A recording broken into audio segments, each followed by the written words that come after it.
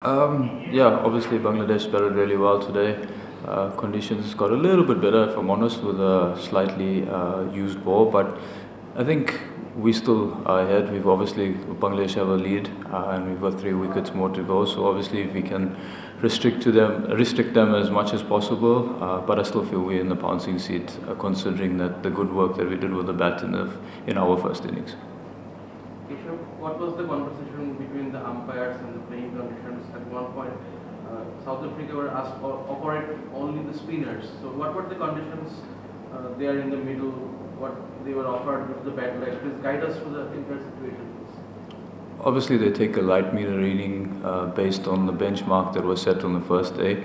And if they see it fit that the spinners can bowl, then they offer that to you. And if it's not fit for the spinners to bowl, then we came off like what we did at the back end of the day's play. Next question. Yeah, just focusing in on your own performance today. So you took a couple of key breakthrough wickets today. How do you sort of assess your bowling today? Yeah, look, it's nice to get a marathon spell under the belt. I love bowling. I wish I didn't give a little bit. I gave a little bit less cut balls in the start of the spell, but I think I settled in quite nicely. Like I said, when the ball got a little bit older, there wasn't much reacting from the wicket, so I tried to keep it as tight as possible. Any further questions? Yeah. 6 down for 112. Obviously you had that 90-run cushion. So do teams take a bit of take that foot off the pedal for a while and then you come back, or kept trying to get wickets at that? No, I think yesterday was probably a day that we went a little bit searching, if I'm honest, and then we got the 3 wickets, and I think Mehdi and Zakir Ali played really well. We threw everything at them, and yeah, I don't think it was a case of us taking our foot off the gas. I think they played really well, and you must take credit towards the batters in that situation. When you landed in Bangladesh, you called Tamim to know about the wicket. If it's true, can you elaborate the whole story? Yeah, I just sent Tamim Bhai a message. I've got a good relationship with him, obviously playing in the BPL. And I just asked for some advice based on conditions and how to go about the business. And he gave me a few words in terms of how the wicket would play. And yeah, he wasn't wrong. Or he read the wicket to the T.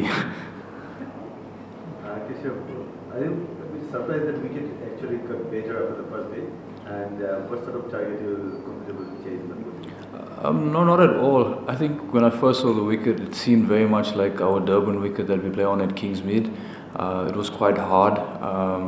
Obviously, there'll be variations of turn as the game goes on, but I think, with a little bit of moisture in the air and the constant rolling, it has got a little bit better, especially once that shine comes off the ball. Look, ideally, we'd like to restrict Bangladesh to 100 or below, but it's important that we start well in the morning and then assess from there. Last question. Keshav, you bowled 24 overs in a spell and then 10 overs. What was the reason behind it? Is it because of the lack of options? Sorry, can you repeat that? You bowled 24 overs in a spell and then 10 overs spell. So what was the reason behind that? 10 over? What was that? Or you said your long spells. It was a specific What's the reason plan for behind that. bowling long? Oh, long spells. I think, obviously we have a four bowler lineup in our attack. And my job, apart from trying to create opportunity, was to hold up and in. I think this morning when I bowled in tandem with KG, I could see that his tail was up and got the ball to do a little bit. So, my job at that stage was to try hold up and in. And then when the switch came, I posed a little bit more when the ball started to spin. So I think it's also, as a spinner, you want to allow yourself to settle in and get those long spells on a wicket like this, knowing that there is a ball that will turn and be in your favor. And luckily enough, towards the back end and middle of my spell, I got some reward from that. Great. That concludes the press conference. Thank you very much, everyone.